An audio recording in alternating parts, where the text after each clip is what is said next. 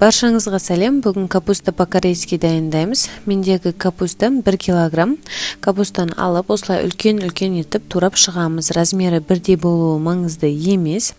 Сондықтан осылай үлкен-үлкен қылып кесіп, ыдысымызға салып аламыз. Одан соң 1 шай қасық тұзды салып, осылай арасындағы капусталарды ашылмай қалған барлығын ашып шығамыз. Және де қолымызбен мұжғылап, осылай жарты сағатқа қалдырып қоямыз. Арасында 10 минуттан кейін осылай тағы бір рет қозғап қоямыз. Шыққан суды енді төгіп тастаймыз. Одан соң үстінен теркадан өткізілген сәбізді саламыз.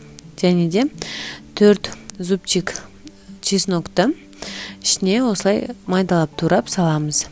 2 қасық қант, паприка, кориандр және де қызыл ащы бұрышты және де ыстық майды құямыз. Жақсылап араластырамыз. Одан соң 1 қасық уксусты қосып, тағы да жақсылап араластырып аламыз.